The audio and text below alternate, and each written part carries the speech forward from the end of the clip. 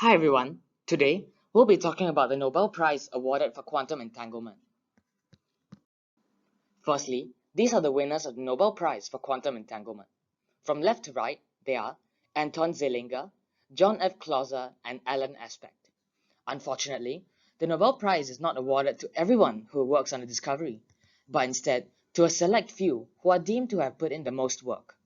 Even still, these three did a lot of work in the field of quantum entanglement, which we will talk about in this video. On this website, we talked about John Bell's theoretical experiment to empirically test Einstein's hidden information hypothesis. We also mentioned that his experiment was actually conducted in real life. But how is this achieved? In 1969, Clauser conceived the first Bell test that could actually be carried out in real life.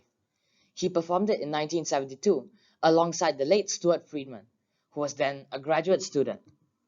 In this experiment, they measured quantum entanglement by determining the polarization of entangled photon pairs launched in opposite directions. We can think of the photons as analogous to the electrons in the version of the Bell test we described in the website, with the direction of the polarization analogous to the spins of the electrons. The results indicated that hidden variables could not explain entanglement's effects.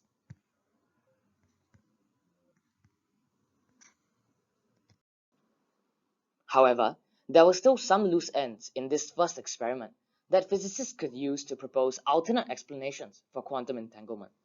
To plug one of these loopholes, Aspect and his collaborators developed a way to switch the direction of the entangled photon pairs in a billionth of a second, which means they could be switched before the photons reached the detectors, but after the photons had been formed.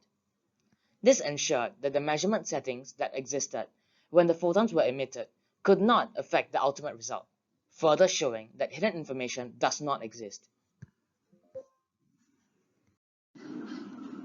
Now, before we talk about Anton Zeilinger's contribution to quantum mechanics, we first have to understand the basics of quantum information theory and its relevance to us.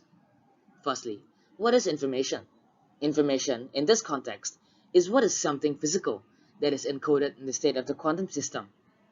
While quantum mechanics is focused on examining the properties of quantum systems, quantum information theory is focused on extracting that information to manipulate for the purpose of quantum computation. Now we can talk about Zeilinger's largest contribution to quantum physics, which was the physical demonstration of quantum teleportation. Contrary to its name, quantum teleportation does not involve the movement of any matter, and instead transfers quantum information from one quantum system to another.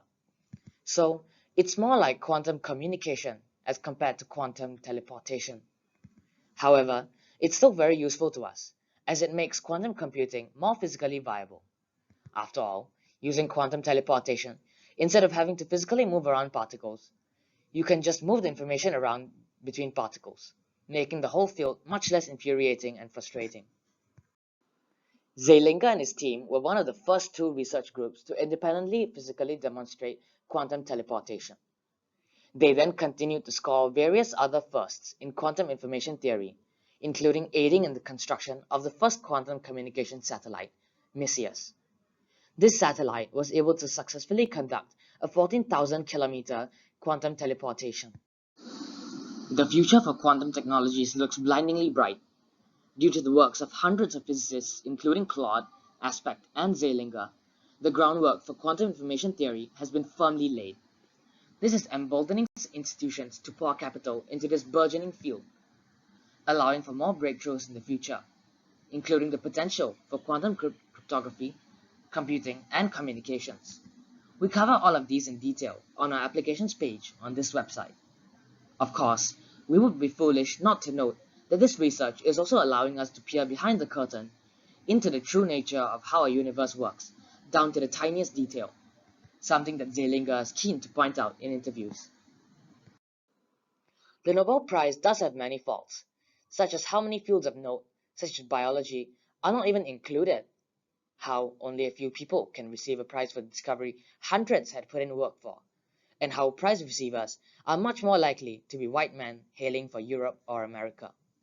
However, the Nobel Prize is only awarded for discoveries that the Nobel Prize Committee deems as a contribution that revolutionizes human life or technology. In that sense, the Nobel Prize for Quantum Entanglement has been a long time coming.